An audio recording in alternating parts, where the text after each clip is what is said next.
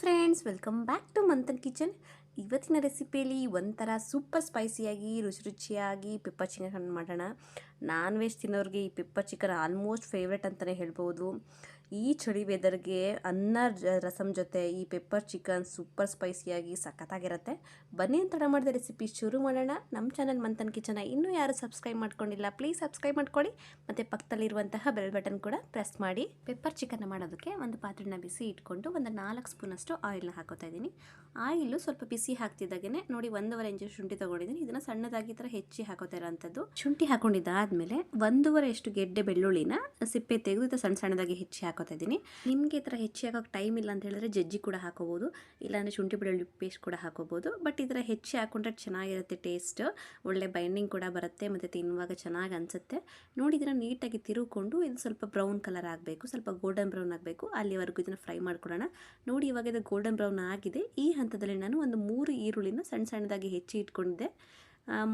Pepper ಚಿಕನ್ಗೆ ಯಾವಾಗಲೂ ಸ್ವಲ್ಪ ಈರುಳ್ಳಿನ ಸಣ್ಣ ಸಣ್ಣದಾಗಿ ಹೆಚ್ಚಿ ಹಾಕೊಂಡ್ರೆ ಚೆನ್ನಾಗಿರುತ್ತೆ. ಉದ್ದುದಿ ಹಾಕೋಕ್ಕಿಂತ ಈ ಥರ ಸಣ್ಣ ಸಣ್ಣದಾಗಿ ಹೆಚ್ಚಿ ಹಾಕ್ಕೊಂಡ್ರೆ ನಾವು ಪೆಪ್ಪರ್ ಚಿಕನ್ ಮಾಡಬೇಕಾದ್ರೆ ಡ್ರೈಯಾಗಿ ಮಾಡ್ತೀವಲ್ವ, ಅದಕ್ಕೆ ನೀಟಾಗಿ ಬೈಂಡಿಂಗ್ ಆಗುತ್ತೆ, ನೀಟಾಗಿ ಅಂಟ್ಕೊಳ್ಳುತ್ತೆ, ಟೇಸ್ಟ್ ಕೂಡ ಚೆನ್ನಾಗಿರುತ್ತೆ. ನೋಡಿ ಇದನ್ನು ಸ್ವಲ್ಪ ಟ್ರಾನ್ಸ್ಪರೆಂಟ್ ಆಗಿ ಸ್ವಲ್ಪ ಗೋಲ್ಡನ್ ಬ್ರೌನ್ ಆಗಬೇಕು, ಅಲ್ಲಿವರೆಗೂ ಫ್ರೈ ಮಾಡ್ಕೋಬೇಕಾಗುತ್ತೆ. ಈರುಳ್ಳಿ ಕಲರ್ ಚೇಂಜ್ ಆಗಿ ಸ್ವಲ್ಪ ಟ್ರಾನ್ಸ್ಪರೆಂಟಾಗಿ ಬ್ರೌನ್ ಕಲರ್ ಆಗ ಸ್ಟಾರ್ಟ್ ಆಗಿದೆ, ಗೋಲ್ಡನ್ ಬ್ರೌನ್ ಆಗ ಸ್ಟಾರ್ಟ್ ಆಗಿದೆ. ಈ ಹಂತದಲ್ಲಿ ನಾನು ಸ್ವಲ್ಪ ಅರಿಶಿನ ಪುಡಿನ ಹಾಕ್ಕೊಂಡು ಈ ಥರ ನೀಟಾಗಿ ತಿರುಕೋತಾ ಇರುವಂಥದ್ದು. ಇದು ಸ್ವಲ್ಪ ಅದು ಹಸಿ ವಾಸನೆ ಇರುತ್ತೆ, ಏನಿರುತ್ತೆ ಅದು ಅರಿಶಿನ ಪುಡಿದು ಹೋಗಬೇಕು, ಅಲ್ಲಿವರೆಗೂ ಫ್ರೈ ಮಾಡ್ಕೋಬೇಕಾಗತ್ತೆ. ನೋಡಿ ನಾನಿಲ್ಲಿ ಅರ್ಧ kg ಅಷ್ಟು ಈ ಥರ ಮೀಡಿಯಮ್ ಸೈಜ್ ಚಿಕನ್ನ ಒಂದು 2-3 ಸರಿ ಈ ಥರ ನೀಟಾಗಿ ತೊಗೊಂಡಿರೋ ಅಂಥದ್ದು. ಇದನ್ನು ಇವಾಗ ನಾವು ಫ್ರೈ ಮಾಡ್ಕೊಂಡಿದ್ವಲ್ಲ ಈರುಳ್ಳಿ, ಅದಕ್ಕೆ ಸೇರಿಸ್ಕೊತಾ ಇದ್ದೀನಿ. ಇದನ್ನು ನೀಟಾಗಿ ತಿರುಕೊಂಡು ಆಯಿಲಲ್ಲಿ ಸ್ವಲ್ಪ ಫ್ರೈ ಮಾಡ್ಕೋಬೇಕಾಗತ್ತೆ, ಹಸಿ ವಾಸನೆ ಎಲ್ಲ ಹೋಗೋವರೆಗೂ ನೀಟಾಗಿ ಫ್ರೈ ಮಾಡ್ಕೋಬೇಕಾಗತ್ತೆ. ಇದು ಫ್ರೈ ಆಗೋಕ್ಕೆ ಒಂದು 2-3 ನಿಮಿಷನೇ ಬೇಕು. ಅದ್ರ ಮೇಲ್ಗಡೆ ಏನಿರುತ್ತೆ ಒಂದು ಕೋಟಿಂಗು, ಅದು ಕಲರ್ ಚೇಂಜ್ ಆಗಿ ಚೆನ್ನಾಗಿ ಫ್ರೈ ಆಗಬೇಕು ಈ ಆಯಿಲಲ್ಲಿ, ಅಲ್ಲಿವರೆಗೂ ಫ್ರೈ ಮಾಡ್ಕೊಳ್ಳೋಣ.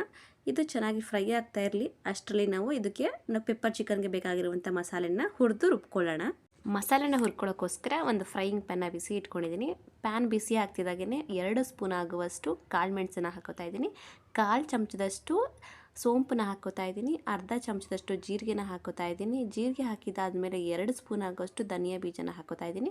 ಇದನ್ನೆಲ್ಲ ಹಾಕ್ಕೊಂಡು ನೀಟಾಗಿ ತಿರುಗಿಕೊಂಡು ಲೋ ಫ್ಲೇಮಲ್ಲಿ ಹುರ್ಕೋಬೇಕಾಗುತ್ತೆ. ಹೈ ಫ್ಲೇಮ್ ಮಾಡಿದ್ರೆ ಮಾತ್ರ ಸೀದೋಗೋ ಚಾನ್ಸಸ್ ಇರುತ್ತೆ, ಟೇಸ್ಟ್ ಅಷ್ಟು ಚೆನ್ನಾಗಾಗಲ್ಲ. ಇದನ್ನು ತಾಳ್ಮೆಯಿಂದ ನಿಧಾನವಾಗಿ ಲೋ ಫ್ಲೇಮಲ್ಲಿ ಇದು ಬಣ್ಣ ಬದಲಾಗಬೇಕು, ಸ್ವಲ್ಪ ಕೆಂಪುಗಾಗಬೇಕು, ಕ್ರಿಸ್ಪಿ ಆಗಬೇಕು, ಈ ಥರ ಕೈಯಿಂದ ಮುಟ್ಟಿದ್ರೆ ಪುಡಿ ಆಗಬೇಕು, ಅಲ್ಲಿವರೆಗೂ ಹುರ್ಕೋಬೇಕಾಗುತ್ತೆ. ಅವಾಗ ಮಾತ್ರ ನಾನು ಮಾಡುವಂಥ ಪೆಪ್ಪರ್ ಚಿಕನ್ ಸಖತ್ ಟೇಸ್ಟಿಯಾಗಿ ಬರುತ್ತೆ. ನೋಡ್ತಾ ಇರ್ಬೋದು ನೀವು, ಇದು ಕಲರ್ ಚೇಂಜ್ ಆಗಿದೆ.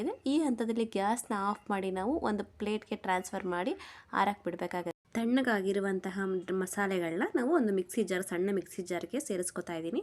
ನಿಮಗೆ ಈ ಥರ ಮಿಕ್ಸಿ ಜಾರಲ್ಲಿ ಪುಡಿ ಮಾಡೋಕ್ಕೆ ಇಷ್ಟ ಇಲ್ಲ ಅಂತ ಹೇಳಿದ್ರೆ ಕುಟ್ಟಾಣಿಲಿ ಕುಟ್ಟಿ ಕೂಡ ಹಾಕೋಬೋದು. ಇದನ್ನೆಲ್ಲ ಹಾಕ್ಕೊಂಡು ಸ್ವಲ್ಪ ತರಿಯಾಗಿ ರುಬ್ಕೋಬೇಕಾಗುತ್ತೆ. ಫುಲ್ ಫೈನ್ ಪೌಡ್ರು ಬೇಡ, ದಪ್ಪಗೂ ಬೇಡ. ನೋಡಿ ಇದನ್ನು ರುಬ್ಕೊ ಬಂದಿದ್ದೀನಿ ನಾನು ಇವಾಗ. ಸ್ವಲ್ಪ ತರಿಯಾಗಿದೆ, ಈ ಥರ ಇದ್ದರೆ ಪೆಪ್ಪರ್ ಚಿಕನ್ ಟೇಸ್ಟ್ ಚೆನ್ನಾಗಾಗುತ್ತೆ. ಇಷ್ಟೇ, ಇದು ನಾವು ಪೆಪ್ಪರ್ ಚಿಕನ್ಗೆ ಹಾಕುವಂಥ ಮಸಾಲ ರೆಡಿ ಆಗಿದೆ. ಇದನ್ನು ಒಂದು ಸೈಡಲ್ಲಿಟ್ಟು ನಾವು ಫ್ರೈ ಮಾಡೋಕ್ಕೆ ಇಟ್ಟಿದ್ವಲ್ಲ ಚಿಕನ್, ಅದನ್ನು ಹೇಗಾಗಿದೆ ಅಂತ ನೋಡೋಣ.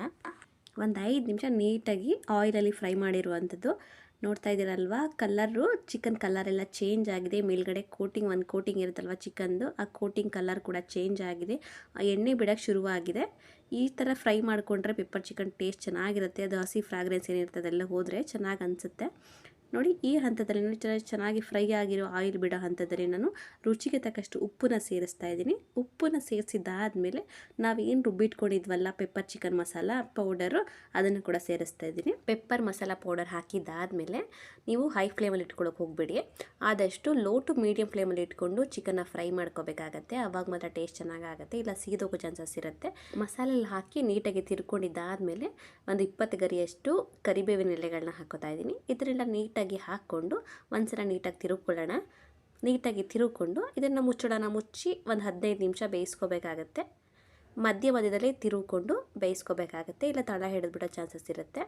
ಒಂದು 4-5 ನಿಮಿಷಕ್ಕೆ ಒಂದೊಂದು ಸರಿ ನೀಟಾಗಿ ತಿರುಗಿಕೊಂಡು ನೀವು ಫ್ರೈ ಮಾಡ್ಕೊಳ್ಳೋದ್ರಿಂದ ಟೇಸ್ಟ್ ಚೆನ್ನಾಗಾಗುತ್ತೆ. ನೋಡಿ ಫೈನಲಿ ನಮ್ಮ ಪೆಪ್ಪರ್ ಚಿಕನ್ ರೆಡಿ ಆಗಿದೆ, ಎಷ್ಟು ಸಖತ್ತಾಗಿ ಕಾಣಿಸ್ತಿದೆ ಅಂತ. ನಾನು ಕೂಡ ಒಂದು 15 ನಿಮಿಷ ನೀಟಾಗಿ ಫ್ರೈ ಮಾಡ್ಕೊಂಡಿದ್ದೀನಿ. ಮಧ್ಯೆ ತಿರುಗಿಕೊಂಡು ಒಂದು 2-3 ನಿಮಿಷಕ್ಕೆ ಒಂದೊಂದ್ಸರಿ ನೀಟಾಗಿ ತಿರುಗಿಕೊಂಡು ಫ್ರೈ ಮಾಡ್ಕೊಂಡಿದ್ದೀನಿ. ಫೈನಲಿ ರೆಡಿ ಆಗಿದೆ, ಎಷ್ಟು ಸಖತ್ತಾಗಿ ಕಾಣಿಸ್ತಿದೆ ಅಂತ. ಈ ಸ್ವಲ್ಪ ಕೊನೆಗೆ ಒಂದು ಅರ್ಧ ನಿಂಬೆಹಣ್ಣು ಹಿಂಡ್ಕೋತಾ ಇದ್ದೀನಿ. ನಿಮ್ಗೆ ಹುಳಿ ಜಾಸ್ತಿ ಇಷ್ಟ ಅಂದರೆ 1 ನಿಂಬೆಹಣ್ಣು ಕೂಡ ಹಿಂಡ್ಕೋಬೋದು. ಇಷ್ಟೇ ಇದು. ಇದನ್ನು ನೀಟಾಗಿ ಒಂದ್ಸಲ ಹಿಂಡ್ಕೊಂಡು ನೀಟಾಗಿ ತಿರುಕೊಂಡ್ರೆ ಆಯಿತು. ಪೆಪ್ಪರ್ ಚಿಕನ್ ಸರ್ವ್ ಮಾಡೋಕ್ಕೆ ರೆಡಿಯಾಗಿರುತ್ತೆ. ಇದನ್ನು ಬಿಸಿ ಬಿಸಿ ಅನ್ನ ರಸಮ್ ಜೊತೆ ಸೈಡ್ಗೆ ನಂಚ್ಕೊಂಡು ತಿಂದರೆ ಸಖತ್ತಾಗಿರುತ್ತೆ. ಸ್ಪೈಸಿಯಾಗಿ ಚಳಿಗಾಲಕ್ಕಿಂತ ಸೂಪರ್ ರೆಸಿಪಿ ಅಂತಲೇ ಹೇಳ್ಬೋದು. ಈ ವಿಧಾನದಲ್ಲಿ ಈ ರೆಸಿಪಿನ ನೀವು ಒಂದ್ಸಲ ಟ್ರೈ ಮಾಡಿ ಹೇಗೆ ಬಂತು ಅಂತ ಕಮೆಂಟ್ ಮಾಡಿ. ಈ ವಿಡಿಯೋ ನಿಮಗೆ ಇಷ್ಟ ಆದರೆ ಲೈಕ್ ಮಾಡಿ, ಶೇರ್ ಮಾಡಿ, ಪ್ಲೀಸ್ ಸಬ್ಸ್ಕ್ರೈಬ್ ಮಾಡ್ಕೊಳ್ಳಿ ಮಂಥನ್ ಕಿಚನ್ಗೆ. Thank you. Happy cooking.